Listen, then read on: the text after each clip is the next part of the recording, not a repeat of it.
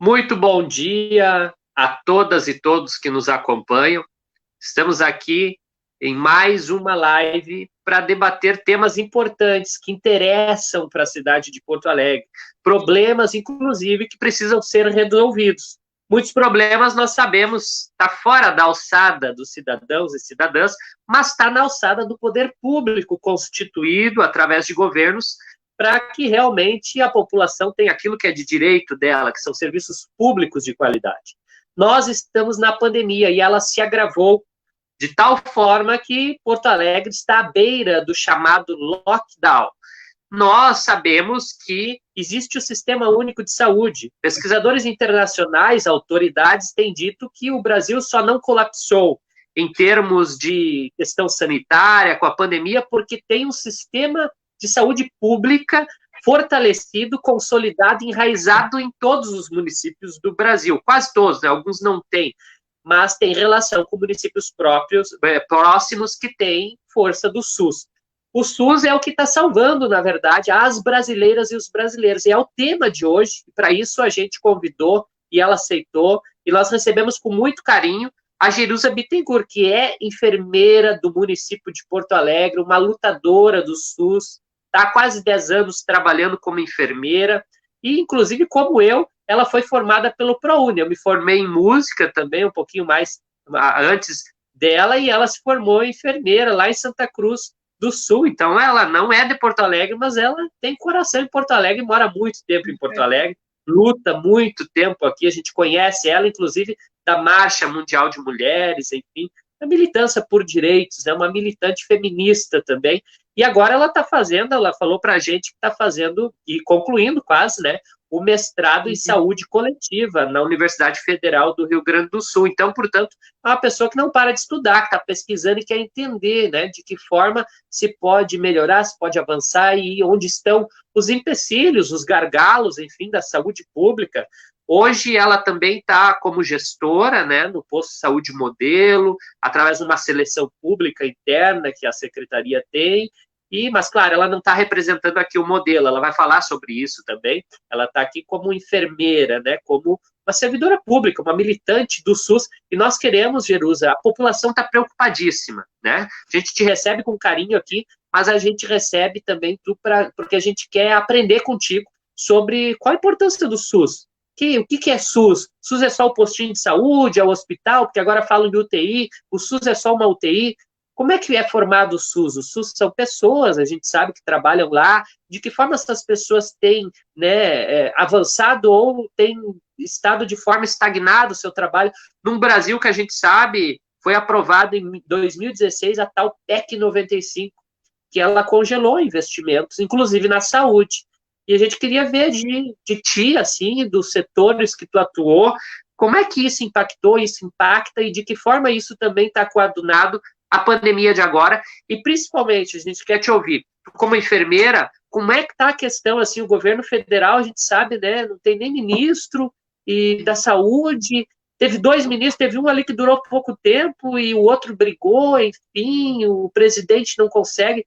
Parece que os militares que estão, né, comandando o Ministério da Saúde, mas a gente tem também preocupações de que talvez esse ministério não seja comandado por ninguém, um ministério de disputa, enfim, e como fica a população nisso, que era para, talvez o ministério está capitaneando isso, né, então a gente quer te ouvir como uma pessoa que conhece, entende, porque aqui nós estamos entre servidores públicos e também quem nos assiste, cidadãos de Porto Alegre, apreensivos com a situação e com medo também. Então, a gente te recebe com carinho, seja bem-vinda e te passo a palavra para as considerações iniciais.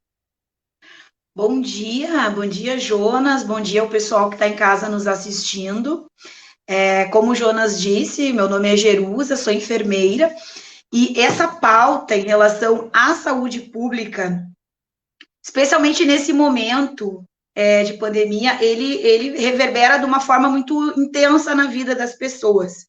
E com certeza, entender o Sistema Único de Saúde, a forma que ele está organizado aqui no Brasil e a forma que ele vem sendo tratado, né, desde a sua fundação, né, Jonas?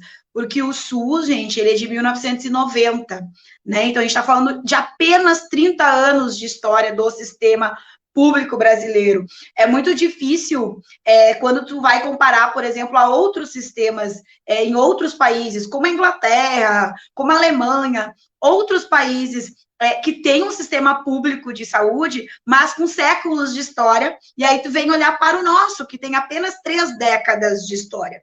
Então, isso também faz a gente compreender que o SUS é um jovenzinho. E aí a gente está vivendo um grande desafio internacional, que é a pandemia por Covid-19, ao mesmo tempo que sem o SUS, a situação do Brasil realmente seria bem pior. Quando a gente vê, por exemplo, a situação do povo americano, eu acho que é importante ressaltar isso, né, que onde não existe um sistema público e universal, porque mais do que ter serviços públicos de saúde, gente, o SUS, ele é universal. Então, assim, desde o paciente que é atendido no Moinhos até o paciente que é atendido aqui no Modelo, né? Pegando um exemplo, ele vai estar sendo olhado pelo SUS, porque a pandemia, ela não distingue cor, religião, idade e, inclusive, a classe social, né? Então, o SUS, ele abraça a todos, porque ele é um sistema de acesso universal, que preza, né, dentro dos princípios do SUS, além da universalidade, a questão da integralidade. Então, quando a gente pensa, o que é um sistema integral? Ele tem desde a atenção primária, né, que a gente diz, é o posto de saúde perto de casa, é a equipe de saúde da família, é o agente comunitário de saúde, até o alto nível de tecnologia, que envolve uma UTI, por exemplo, o sistema de transplantes, por exemplo, né? Grandes cirurgias, por exemplo. Então, o SUS, ele é integral. A pessoa, do ponto de vista do que está escrito na lei, né? A pessoa poderia ter acesso desde do mais básico ao mais complexo, porque ele preza pela integralidade da assistência. Então, a gente fala em universalidade, a gente fala em integralidade, né? E o SUS, ele não faz distinção de pessoas para serem atendidas. Por que a gente traz essa caracterização do SUS? Para que as pessoas entendam, que eu estava citando o exemplo do povo americano, os Estados Unidos, ele é o pico hoje, né, do mundo no ponto de vista do coronavírus, né, onde a gente tem maior número de casos, maior número de óbitos. E o mais grave, as pessoas, elas precisam pagar para acessar o sistema. Não que aqui a gente não pague, porque a gente paga os nossos impostos. Mas, quando tu chega numa emergência, por exemplo, com falta de ar, com risco, né, por estar apresentando sintomas do coronavírus ou qualquer outra enfermidade, tu não precisa primeiro apresentar o teu cartão de crédito, o cartão de débito ou dinheiro. Tu vai ser atendido, porque, a princípio, o nosso atendimento, ele está ali disponível, porque os nossos impostos já pagaram aquele atendimento. Então, essa é a diferença, por exemplo, do sistema americano, onde o cara sai do hospital com uma dívida de 100 mil dólares, 200 mil dólares, e quando eu falo esses valores, são os valores que o pessoal vivencia lá. Saúde custa caro, se a gente for considerar a saúde uma mercadoria. Mas saúde não é uma mercadoria. Acesso à saúde é um direito humano. Inclusive, a Constituição brasileira diz que saúde é de direito para todos. Então, quando a gente trata a saúde como um direito, a gente também tem que exigir que esse direito se concretize no dia a dia na vida das pessoas. E por que eu digo exigir? Porque, na verdade, gente, o SUS, ele depende da gestão pública para acontecer. É o gestor público eleito democraticamente, legitimamente, pela população, seja do país, no caso do Brasil, do Rio Grande do Sul, ou aqui do município de Porto Alegre. O gestor que está à frente do município, do estado ou da nação, ele foi eleito para dar conta de a gente poder acessar esse direito à saúde. Então, o Sistema Único de Saúde, ele nada mais é do que a expressão desse direito e a forma das pessoas acessarem esse direito. Seja o posto ali na sua comunidade ou o leito de UTI. Quando a gente se dá conta que está em colapso, e é muito sério o que a gente está vivenciando, que, por exemplo, o Hospital de Clínicas, que é a referência, e não é referência para o município de Porto Alegre apenas, é a referência para o Estado do ponto de vista do leitos de Covid. Hoje, pela manhã, assistia a entrevista do responsável pelo Clínicas, dizendo que eles estavam com 2 leitos apenas reservados, porque ocupou todo o resto. Então, assim, se tu só tem 2 leitos de UTI, a gente está tendo uma negação de direitos. Se eu, por exemplo, né, Deus o livre, mas se eu vier passar mal hoje por sintomas respiratórios e chegar ali naquela emergência, eu não tenho a garantia do meu direito constitucionalmente escrito na Constituição Federal, né? Está ali escrito que é um direito. Então, eu vou ter o meu acesso negado, porque é isso que está acontecendo, gente. E aí, a minha informação é privilegiada por ser profissional da saúde, eu digo, né? A gente sabe que as portas, elas estão fechadas porque não tem onde colocar. E eu acho que é importante que as pessoas entendam, Jonas, que o profissional de saúde, o enfermeiro, o médico que está ali, ele não está negando o acesso porque ele não quer atender. Ele não tem onde colocar. E aí, quando a gente pensa em UTI, gente, tu precisa ter a ventilação mecânica, tu precisa ter o oxigênio, tu precisa ter o que Canoas está vivenciando agora, de não ter os anestésicos para a pessoa ficar entubada. É muito grave o que a gente está vivendo. Não é simplesmente o espaço físico, é toda uma estrutura que envolve tu acolher um paciente grave de coronavírus. Então, a gente está tendo uma negação de direitos humanos, porque saúde é um direito humano, e de direitos constitucionais.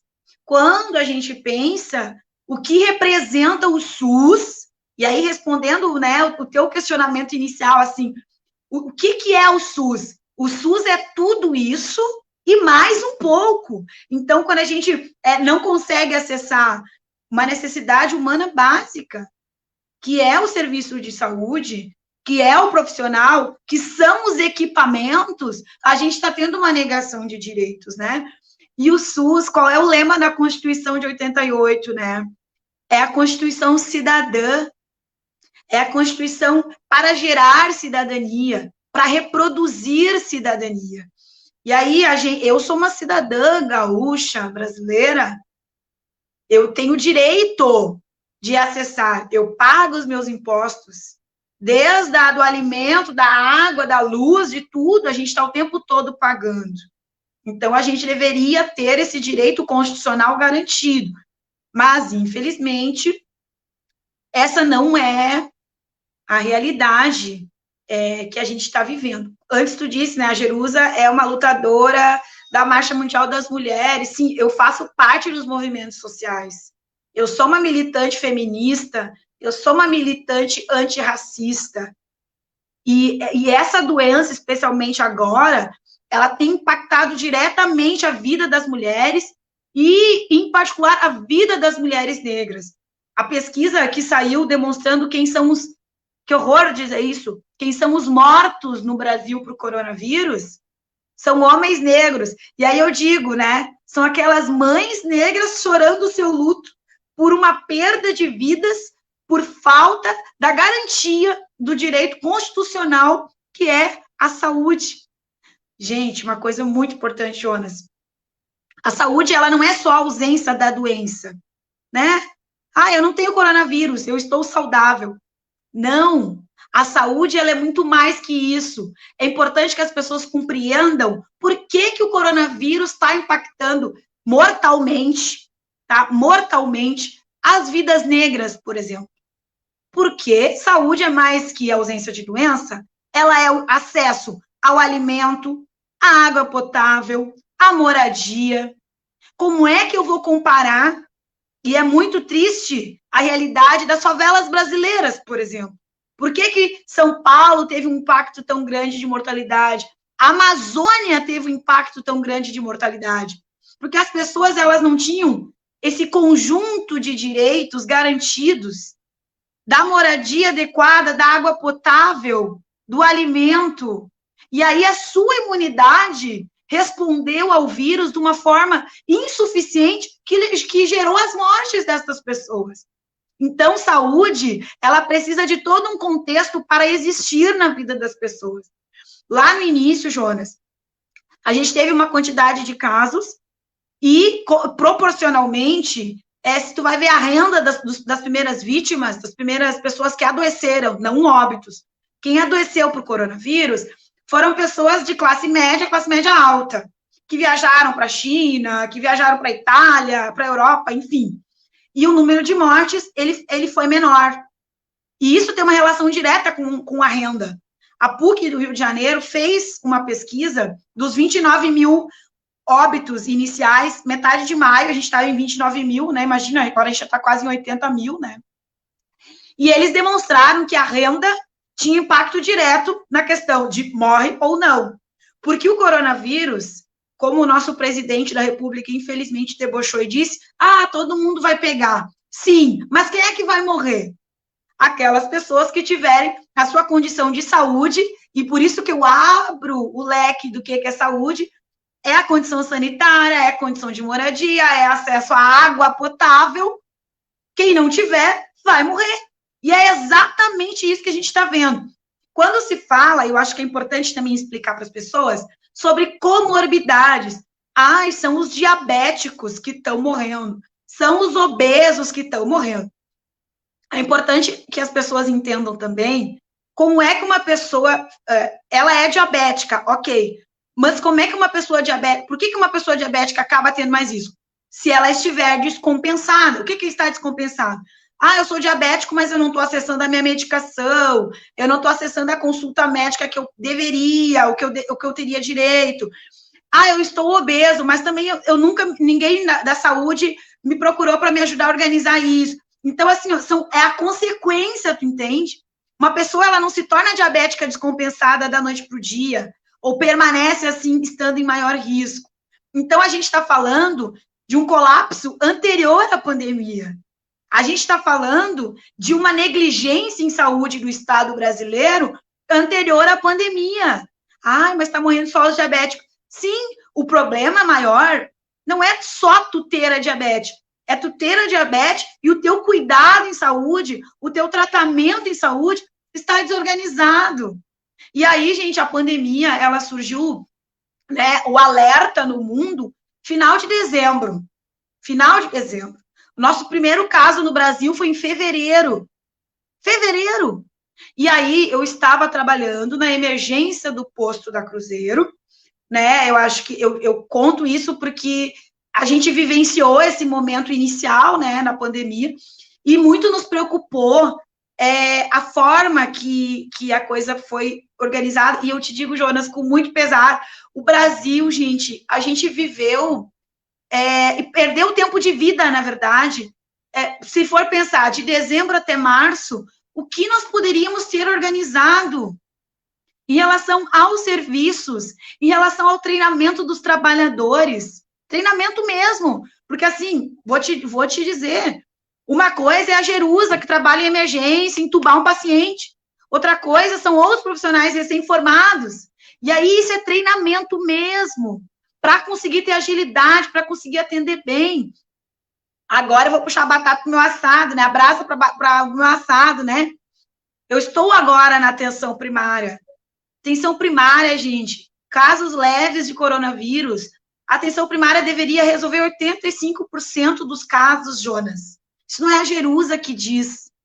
A ciência demonstra que a atenção primária, se ela está bem estruturada, com recursos humanos adequados, com recursos materiais adequados, a gente resolveria 85% dos casos de coronavírus leve, que não precisariam evoluir e chegar na UTI. Só que a gente não conseguiu organizar isso de dezembro até março. E por que eu pontuo o tempo? Porque na China começou em dezembro e eles alertaram o mundo. Vai ser uma pandemia. Vai ser. E aí, quando iniciou o processo dos casos, não, tá tudo tranquilo, é 1, 2 casos. Gente, O mundo inteiro viu, a coisa inicia devagar e depois explode. Por que que aqui ia ser diferente? Por que que aqui o vírus ia olhar, não quero contaminar os brasileiros? Não faz sentido isso, entende? Então, a gente teve um problema, sim, de gestão a nível federal, porque o SUS, vou dizer novamente, ele é um sistema único. Não existe sistema privado fora do SUS, não. É o privado e o público junto. Vocês viram como o sistema privado se organizou? Se estruturou, começou a testar? Por que que o sistema público não fez a mesma coisa? Não, a gente teve bastante dificuldade de quem estava na gestão inicialmente lá da pandemia, que o SUS, na lei, ele é hierarquizado. Então, tem os 3 níveis. O Ministério, ele vai organizar para os estados, que vão organizar para os municípios. É assim que deveria funcionar. O que aconteceu? O Ministério não organizou. Não organizou. E aí os estados começaram a organizar, tanto é que teve até um encaminhamento para o STF do governo federal, querendo barrar a organização dos estados, porque os estados viram que precisavam se organizar, e aí pediram para poder fazer isso, né? Porque o governo federal não estava fazendo isso, e ainda não está, nós já estamos em julho. E aí faltou essa coisa de hierarquizar o cuidado e de se preocupar com a saúde da população. Porque a fala do Bolsonaro, gente, gostem ou não, ele é o presidente da República. E o que ele diz impacta, sim, na opinião pública. Quem ouve o presidente da República dizer que é só uma gripezinha e que o histórico de atleta dele vai fazer com que ele não morra, por exemplo, banalizou a gravidade da doença. E aí é lamentável dizer que essa banalização gerou quase 80 mil mortes. Eu tenho visto ao meu redor, a gente tem perdido colegas, a gente tem perdido amigos ao nosso redor por uma negligência do Estado brasileiro, por uma falta de usar o que a lei diz. É cuidado hierarquizado, o SUS, ele é hierarquizado. Ele é descentralizado no sentido de acesso. Quanto mais perto da minha casa o posto de saúde, melhor. Mas tem que ter uma diretriz. E a gente está num barco, sim, piloto. O Rio Grande do Sul fez uma opção de fazer agora o mapa, né, com as cores. Mas até nisso, como a coisa ficou solta, os municípios têm recorrido, vocês estão acompanhando. Aí o governo do estado diz, é vermelha. Aí o município vai lá, não, aqui não é vermelha. Tu entende? A gente não tem uma fala única, a gente não tem um direcionamento, e aí cada um faz o que quer, do jeito que quer. Então, gente, a pandemia, ela tá tendo esse impacto mais agressivo agora, porque faltou direção lá desde o início, tá? Então, assim, a minha fala inicial, eu acho que eu queria expressar isso, porque o SUS é tudo isso e mais um pouco. E Jerusa, assim, ó, obrigado pelas tuas palavras iniciais, foi muito legal te ouvir, porque tu traz para nós o histórico do SUS, do que realmente deveria ser, e por isso que nós estamos mal, várias coisas a gente não sabia. Importante a tua fala, e agora só assim para a gente prestigiar quem está aqui conosco, a Lúcia, Soraya, Nilza, Elisamar, Adriana, Alexandre, o Borba, Silvia Moura, a Daia, Cleci, sim, Alessandra, Maria, enfim, vão comentando aqui, gente, que a gente vai lendo o nome de vocês. Mas o que eu queria colocar, assim, um pouquinho, a partir do que tu falou, e eu lembrei, eu li algum artigo agora recentemente, e que o Bolsonaro tem a rede Bolsonaro tem mais de 2.000 grupos de WhatsApp. Isso são mais de 100 mil pessoas militando a cada segundo para espalhar as mensagens dele e as palavras dele, que é isso que tu falou. O que ele diz vira lei para pelo menos 30% dos brasileiros. Ou seja, nós temos aí perto de 70 milhões de brasileiros que ouvem o Bolsonaro e seguem o que ele faz. 70 milhões que são crianças, são adolescentes, são jovens, são idosos, enfim, são pessoas que acreditam no presidente, acreditam no que ele fala, e, portanto, seguem o que ele fala. E lá em março ele começou a falar que era uma gripezinha, e as pessoas acharam que era mesmo, e era explosão. Para com isso, máscara para quê? Lembrando que no início muitas pessoas queriam usar máscara e outros diziam que não servia, não funcionava. Agora está o Brasil todo usando máscara porque foi se quebrando essa pedreira bolsonarista que existe. Foi se tendo, à medida que foi avançando a doença, foram vindo áudios, vídeos de familiares chorando, fotografias de enterros, de cemitérios. Aí as pessoas começaram, opa, não é uma gripezinha. Aí começaram a desacreditar na fala dele, mas aí já era tarde. A doença já tinha se espalhado enormemente e saído dos municípios grandes que têm aeroportos. Porque ela começou onde tem aeroporto, que é bem o que tu falou. As pessoas que viajaram, tinham dinheiro, enfim, trouxeram a doença. Não que elas sejam responsáveis por isso é uma questão de saúde, mas, claro, poderia ter tido ali o governo federal, tu aponta bem. Sim, no final de dezembro eles sabiam que existia uma doença já, e um surto e uma pandemia poderia vir. Em final de janeiro, eles tinham que ter feito o quê? Criado um sistema sanitário forte de vigilância dentro dos aeroportos, dentro dos portos, dentro das rodoviárias, para ali fazer o monitoramento. Quem estava febril, quem não estava, tu conseguiria reduzir o pouco de circulação do vírus inicial, que foi o colapso em São Paulo, colapso no Rio, colapso em Amazonas, que é bem o que tu coloca. A atenção primária é quase inexistente, porque o norte do Brasil, o nordeste, são os que mais sofrem historicamente, com baixos recursos. Se a gente for analisar, tu colocou uma outra coisa que é importantíssima a gente pensar. Por que Porto Alegre hoje também não está bem? Porque muitos municípios do Rio Grande do Sul trazem as pessoas para Porto Alegre porque não fizeram o dever de casa lá também. Não se importaram com a saúde, inclusive a atenção primária. Prefeitos de partidos dos mesmos deputados que votaram a PEC 95. Prefeitos do Partido Progressista que votaram para congelar salários, prefeitos do partido do governador, que é o PSDB, votaram para congelar, né, a questão dos investimentos em saúde.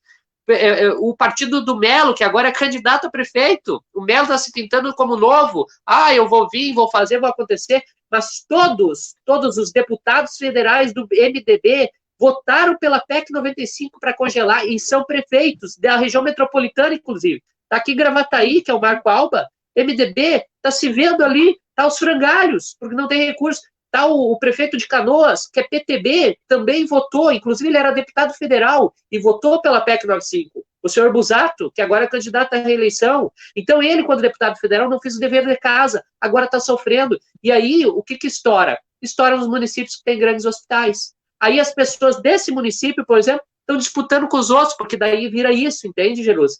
Tipo, as pessoas começam a ter uma xenofobia interna no território nacional, né? Sim. Eu não quero que...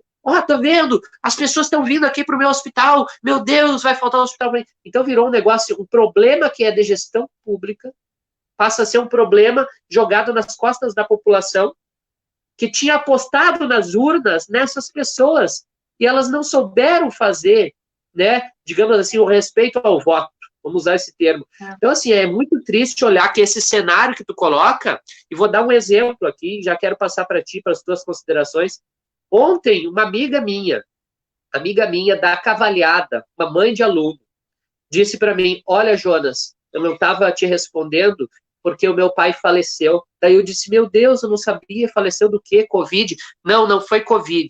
Ele tinha diabetes, não estava conseguindo fazer o tratamento direito, porque, enfim, tinha a precarização da saúde, e aí ele agravou a diabetes dele, inchou os órgãos, e ele não teve leito para acolher ele, porque os leitos da região estavam todos lotados com Covid. E aí deu aquela morosidade, sabe? Aquela burocracia que tem, joga para cá. Então, assim, por falta de leito, uma pessoa morreu que não era de Covid. Então, você imagina quantas pessoas, gente, vocês que estão nos assistindo, estão ficando sem o direito ao SUS, que é o que a Jerusa colocou. O direito constitucional, elas vão buscar e não tem. E aí os médicos, enfermeiros, como a Jerusa, ficam com o coração na mão, porque eles vão ter que olhar para aquele doente e ver quem realmente vai para o leito ou não vai. É uma escolha horrorosa.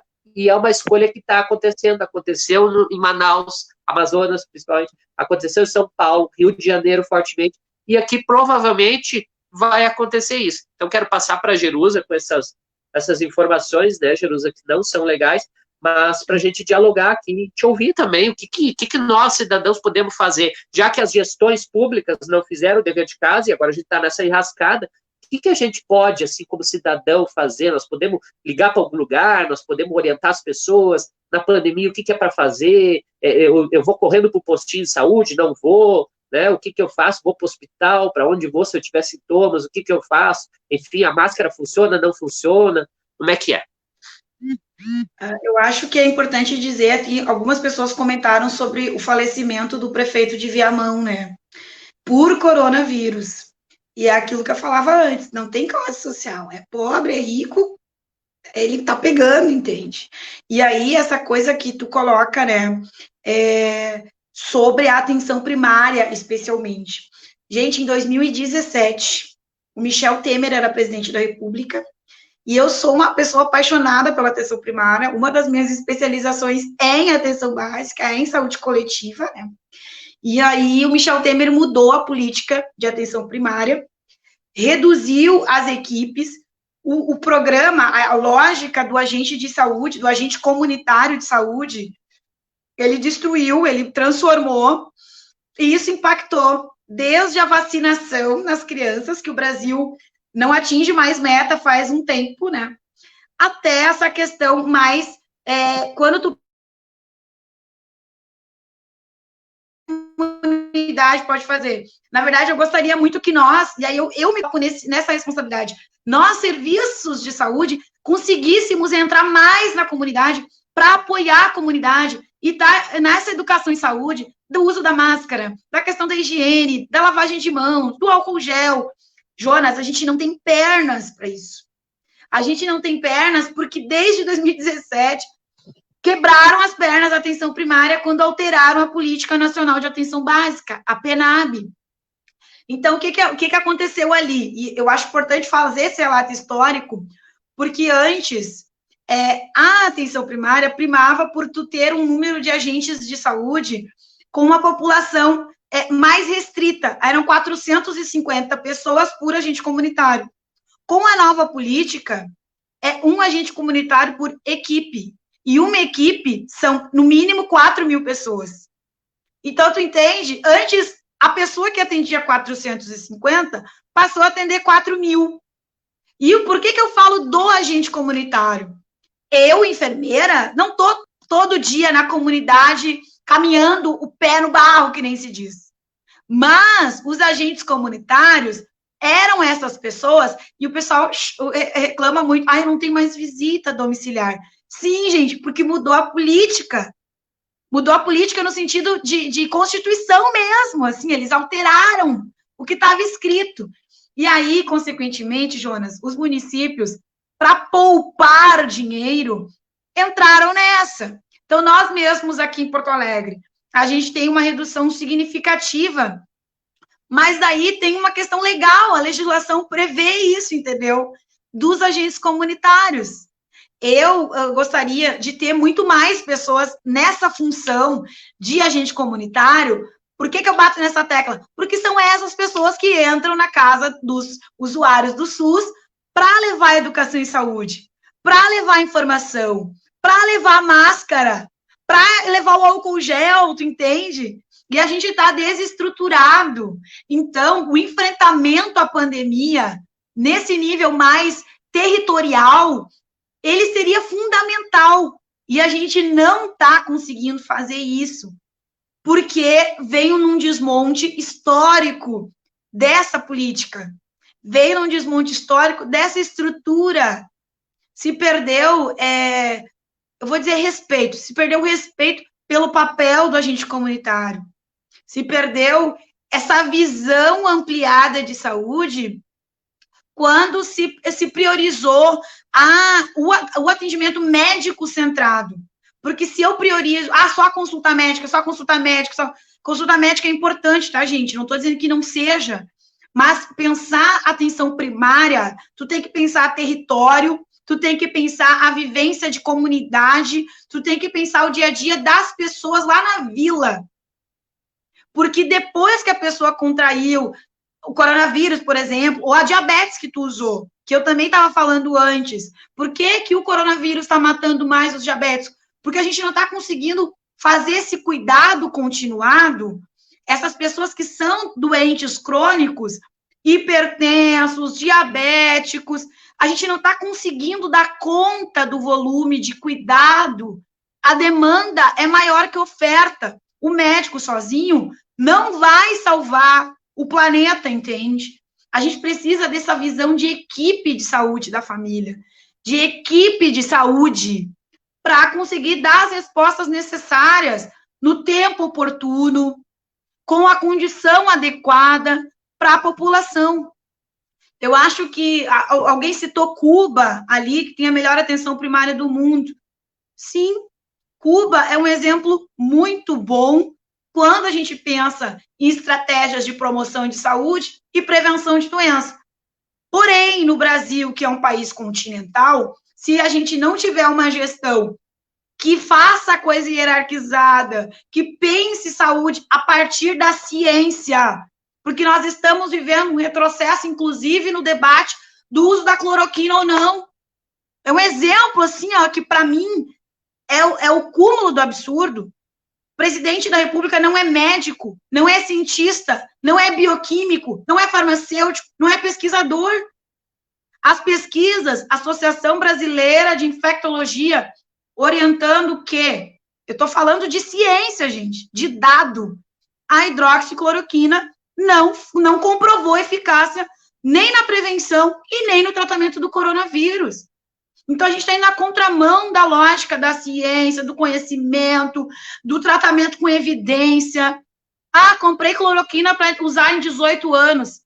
Botou dinheiro fora sem embasamento científico.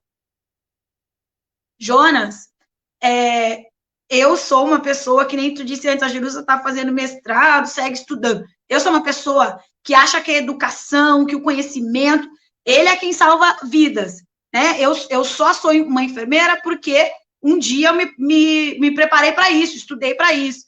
Então, quando eu vejo o desrespeito da gestão, especialmente a gestão federal, sobre os pesquisadores, e hoje de manhã, eu tenho que falar, porque a UFPEL, gente, está fazendo uma grande pesquisa no Brasil sobre coronavírus. E o ministro interino da Saúde foi entrevistado sobre a questão do financiamento da pesquisa, porque acabou o dinheiro. E ele disse que o governo federal não vai mais financiar a pesquisa. E aí, pasmem, ele disse que a pesquisa, que envolve o Brasil, tá? É uma pesquisa regionalizada. E aí foi questionado, eu achei de muita sagacidade, né? O reitor respondeu, perguntaram para o reitor o que ele achava do comentário do ministro. Ele foi muito feliz na fala dele, ele disse, ele devia estar, foi pego de surpresa para responder esta pergunta, porque, como assim, né? Como se ele não tivesse a informação mais adequada sobre o conteúdo, inclusive, científico da pesquisa que a UFPEL vem fazendo. E aí ele traz os dados. A nossa pesquisa provou que a doença, ela estava atingindo 6 vezes mais do que os testes demonstravam, porque como a gente não está fazendo a testagem ampla, a gente não tem o panorama real da situação, né? Isso que tu falou antes, e eu vou aproveitar e dizer que também é uma visão minha sobre a questão anterior ao pico da doença aqui no Brasil. Gente, eu passei por meu primeiro paciente que eu testei, que eu fiz teste, né? Que eu coletei o swab numa pessoa, a pessoa tinha vindo da Europa. E eu conto isso porque é baseado em fatos reais. E a pessoa chegou no aeroporto, a sua filha e a sua mãe, que foi quem a gente atendeu, né? E a pessoa estava com todos os sintomas, tá? Com febre, com tosse, dor de cabeça, dor de garganta, tudo. E o que o aeroporto fez? Por não ter um plano nacional, estadual e local para os aeroportos, o aeroporto mandou a pessoa ir lá no posto da Cruzeiro. E aí a gente vai atender, porque a gente é SUS, é acesso universal. E aí a gente se deu conta, mas por que o aeroporto não botou essa pessoa em quarentena? O aeroporto, o Brasil, tá? É importante que as pessoas entendam, a aeronáutica, o Brasil, ele tem estrutura de atendimento de saúde no aeroporto. A gente poderia ter tido grandes tendas nos aeroportos no Brasil todo para fazer o que tu disse, ver temperatura, fazer a quarentena de quem vem, especialmente da Itália, da China. Nesse primeiro momento, não, eles mandaram a pessoa procurar uma emergência do SUS, porque eles não estavam preparados para atender aquelas pessoas com aqueles sintomas. E aí tu pensa comigo, tá? Vamos raciocinar junto. A pessoa está no aeroporto, pegou um Uber, pegou um ônibus, não sei como é que ela chegou lá, aí ela já transitou pela cidade, ela já contaminou mais uns. Aí ela chegou no serviço de emergência, ficou no saguão, contaminando mais uns. Lá no início, gente, bem que nem tu disse, a gente não tava nem com a coisa da máscara, né? Então, a pessoa transitando sem máscara. Gente, isso era uma organização básica, estratégica, em janeiro, em fevereiro, sabe? Antes da coisa explodir. Em relação ao Rio Grande do Sul. Fala. E aí é importante dizer, porque naquela época era o Mandetta, porque o Mandetta saiu do ministério como se o Bolsonaro fosse o ruim e o Mandetta fosse o bom. Não, o Mandetta não pensou nesse plano, ele é culpado, ele é responsável, o partido dele, que ele pertence, Democratas, que é o partido do Rodrigo Maia, presidente da Câmara, porque as pessoas acham assim, ó, o Bolsonaro é o ruim, é só o Bolsonaro, personificam, e os outros são todos bons, que querem fazer as coisas. Não, os partidos estavam juntos em toda essa bandidagem que fizeram no Brasil em março, que não foi preparar o território. Desculpa te interromper. Jonas, pegando o gancho do Mandetta, tá? O Mandetta, gente, é o ministro que acabou com mais médicos no Brasil. Por que eu digo acabou? Quando o Bolsonaro destratou os cubanos, e os cubanos foram embora do Brasil, aquela vergonha internacional, foi prometido que iam fazer o programa, que iam fazer, que ia acontecer. Tu pega o último período ali da Dilma, presidenta, e tu olha hoje, como é que tá o mais médicos de lá e de agora. Os números, eles simplesmente fizeram assim, ó. Eles destruíram o programa.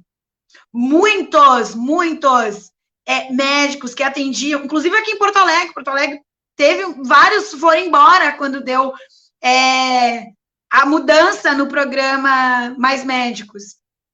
A gente perdeu muito. E aí, aquelas áreas mais longínquas, a Amazônia é, assim, o quadro da dor, né? O Mandetta é o responsável por isso. E aí a gente, né, fica que nem tu disse, o Bolsonaro é responsável, muito responsável pela fala, pela postura, mas quem deveria ter feito o plano, não fez. E era, assim, o Mandetta. Foi o ministro que... E tem mais, né, Jonas? Agora que tu falou dele, ele, num primeiro momento, até se posicionou no fechamento, no isolamento social, mas depois recuou. Recuou muito. E numa entrevista ele mandou fechar tudo, na outra entrevista ele disse, porque a economia, porque, né, foi pressionado e cedeu. Então, assim, quando eu vejo, várias pessoas estão perguntando aqui sobre isolamento, né? Gente, não adianta chorar o leite derramado. Essa consciência, essa má consciência de que não precisa o isolamento, que não tem que ficar em casa, a semente ela foi plantada. E arrancar essa raiz é muito difícil. Porque quem se convenceu que não precisa, para convencer que precisa, Deus que me perdoe, mas só se a pessoa pegar a doença, entende? Então é muito difícil. A gente tem, assim, vários relatos de gente que estava duvidando. Tem um caso de uma pessoa de perto, assim, de nós, que pegou, que duvidou, que estava defendendo o Bolsonaro, chegou a brigar com os familiares. E pegou a doença. E depois não conseguiu acessar leito de UTI, porque estava viajando, a pessoa era caminhoneiro, estava viajando para fora, assim, em regiões do Nordeste, Norte do Brasil, e não conseguiu acessar o leito a tempo, e foi a óbito. Então, assim, ninguém está livre, que Deus nos proteja, né, que a gente se proteja, entende? Mas a forma, eu diria assim, quase que infantil, porque o Bolsonaro, ele teve uma postura muito infantil frente a uma pandemia. Foi uma postura inadequada para um presidente da República frente a uma pandemia. E eu queria falar de Porto Alegre. A gente estava, né, muito bem, Porto Alegre estava muito bem, estava indo, acho que era a terceira melhor em índices, teve um momento ali de avaliação do Brasil, a gente estava sempre pouco caso, tinha leito, e aí, gente, o pessoal, e aí a população, a gente tem que puxar para nós essa responsabilidade também, relaxou, o que é a orla do Guaíba lotada, pessoal? E aí fecharam a orla, o pessoal vai para o outro lado da rua, as pessoas têm que ficar em casa, se tu não precisar sair, não saia. Tem uma outra coisa que eu quero responder para ti, que perguntou da máscara, Jonas. A máscara de pano, gente, ela não protege, e é fato, é ciência, tá? Ela não protege do coronavírus. Senão, eu, profissional da saúde, não precisava usar a máscara cirúrgica. O médico que vai entubar não precisava usar a N95. Ela não protege, ela minimiza o contágio no ar, porque ela é uma barreira a mais ali na face, no nariz e na boca, tá? Mas ela não impede o contágio. O que o ministro Mandetta fez? E eu conto isso porque eu quase infartei em março, quando ele autorizou o uso da máscara de pano. As pessoas banalizaram. Se tu entra num ônibus, Jonas, pessoa de máscara de pano, uma grudada na outra. Só que a máscara de pano, ela era para as pessoas usar para ir no mercado, para ir na farmácia e voltar para casa. Quando Eduardo Leite abriu o debate sobre o retorno das aulas, e eu vou falar como uma mãe de 2 filhas, mãe de família, eu fiz a pergunta, vão dar máscara cirúrgica para as crianças ficarem 4 horas sentadas a 1 metro uma das outras? Ou vai ser máscara de pano? Porque se não for máscara cirúrgica, não pode. 4 horas dura a máscara cirúrgica. Fiz a pergunta também. Vão dar N95 para os professores que vão estar ali falando? Porque quando fica úmida a máscara, tanto a N95 como a cirúrgica, gente, tu tem que desprezar, é lixo, e tu tem que pegar outra. Vai ter álcool gel, água potável, para todo mundo lavar sua mão, higienizar sua mão. Então, assim, ó, o que a pandemia mostra? Que a gente já não tinha a estrutura e que, na nossa falta de estrutura, tem que parar tudo mesmo. Essa coisa de dizer, mas vai perder o ano letivo. Melhor perder uma vida? É isso? Uma vida não, 80 mil vidas? É isso? Quanto vale uma vida? Um ano letivo? A gente não pode banalizar o valor da vida. A gente não pode banalizar. E virou uma balbúrdia. O governo federal tratou com leviandade uma pandemia, uma doença que atingiu o mundo. É isso. E, Jerusa, assim, ó, agora que tu falou, pegar essa tua deixa da banalização da vida, o governo e a mídia trabalhando na lógica de números. Pode observar que eles pararam de falar nos casos das pessoas, do sofrimento, sabe?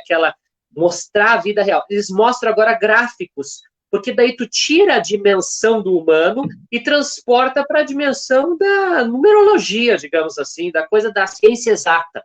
Olha, a curva subiu, a curva estagnou, a curva agora, olha o município tal, o estado tal. Eles ficam meia hora no grande jornal, né? O grande jornal do Brasil é o Jornal Nacional, queira ou não queira, 40 milhões, 80 milhões de brasileiros tá ligado ali. É ali que espalha a notícia, no outro dia a população toda tá falando o que deu lá, né? Foi assim que eles fizeram todos os factoides de crise, todos os factoides de roubo, de corrupção do Brasil, e nós estamos onde estamos.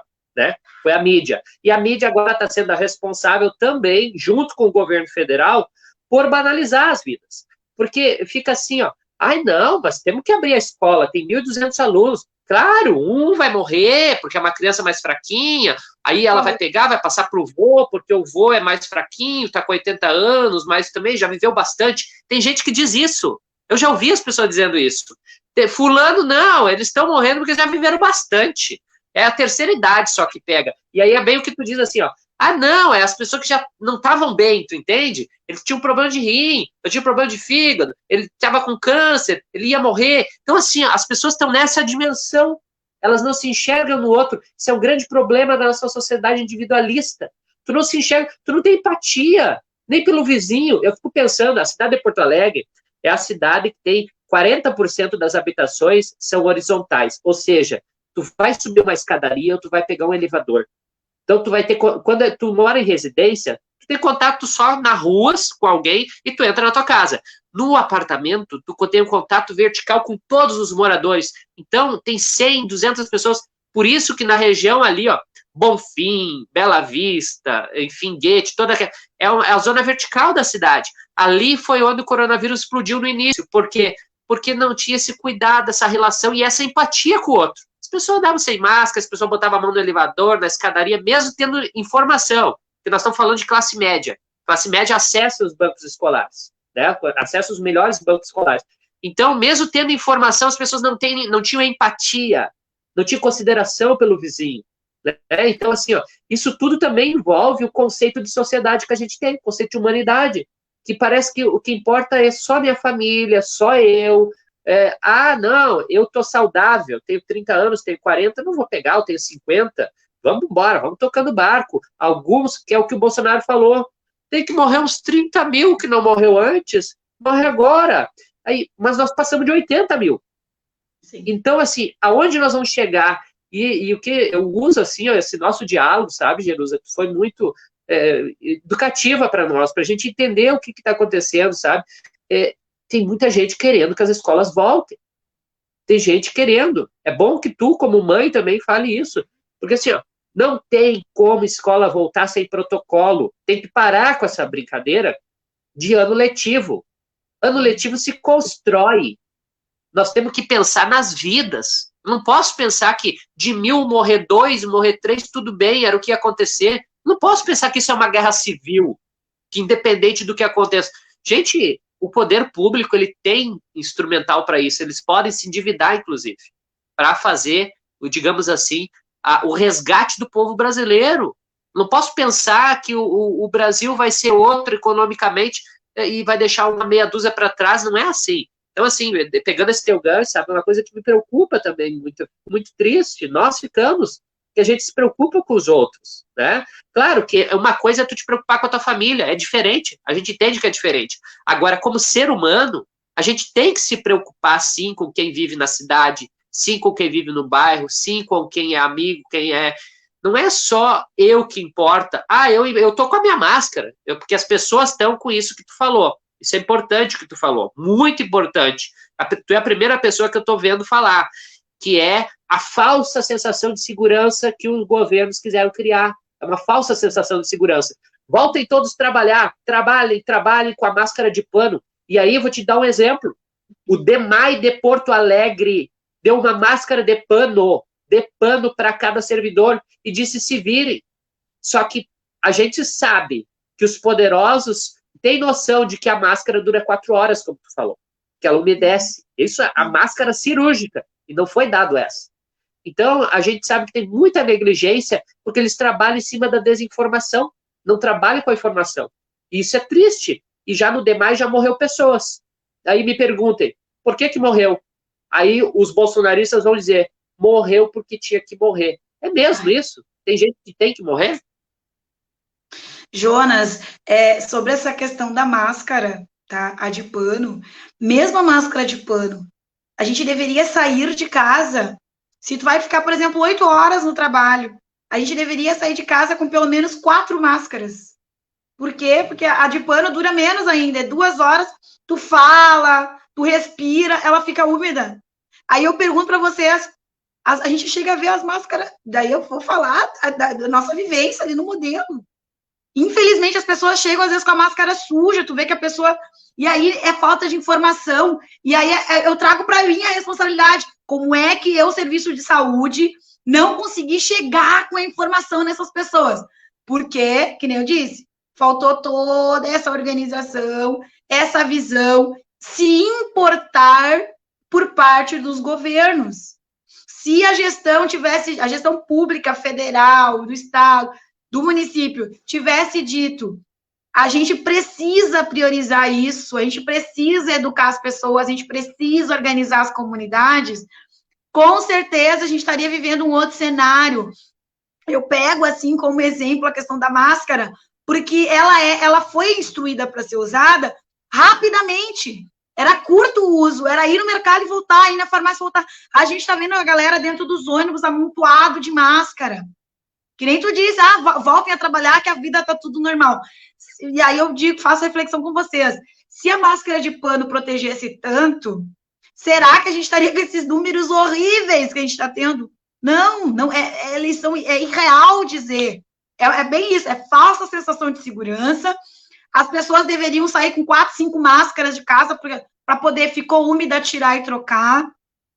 Além da questão, e é muito importante dizer, esse hábito de lavar as mãos, a gente toca. Eu citei o ônibus, mas no geral a gente toca nas coisas, a gente toca no rosto, e aí as pessoas estão se contaminando.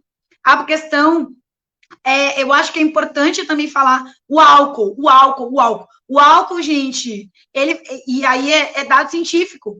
10 usos, tu pode usar 10 vezes o álcool. Na 11ª, ele já não tá mais matando as bactérias. Então, também tem isso. A pessoa já não lavava muito a mão, né? Agora, muito menos. Vou usar o álcool. O álcool, ele tem um limite também de uso. Precisa, de tempos em tempos, lavar as mãos. E aí é geral, tu entendeu? Não é só nós da saúde, é todo mundo. Isso que tu disse em relação ao DEMAI é muito triste quando morre perto da gente, né? E aí a gente se dá conta disso. Mas o que faltou? Onde é que a gente falhou no cuidado? Eu digo a gente porque eu sou profissional de saúde, eu me sinto muito responsável pelas mortes, entende? Porque a gente fez um juramento para salvar vidas. Para salvar.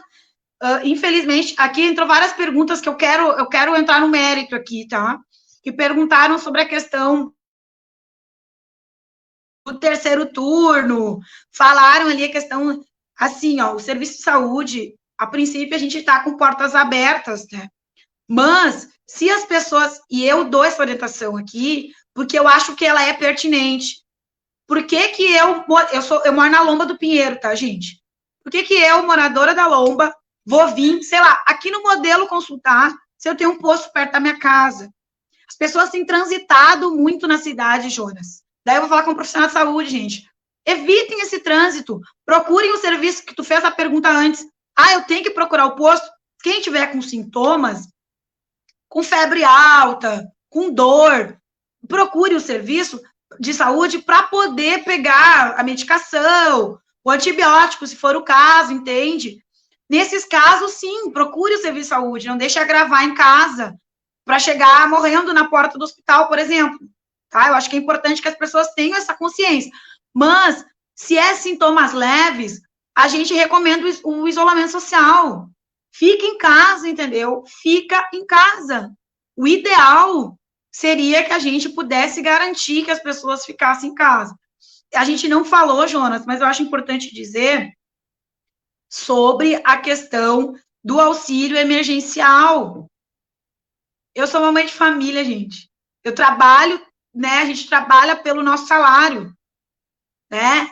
E infelizmente, Jonas, no último período no Brasil, houve um desmonte das políticas trabalhistas, de proteção social, de seguridade social. E aí é a uberização da vida, é a uberização do trabalho, é a uberização dos direitos ao trabalho. Então, no meio de uma pandemia, é destrutivo. E aí, como é que eu vou dizer para uma mãe de família, não vai fazer tuas faxinas, fique em casa, porque o coronavírus... Sim, eu não morro de coronavírus, mas eu vou morrer de fome. Não dá, entende? E aí o governo Bolsonaro ia dar R$200, por pressão da sociedade, o Congresso vem e diz, não, tem que ser mais, bota os 600, agora já não quer mais dar os R$600, querem baixar os R$600, gente, o que são R$600?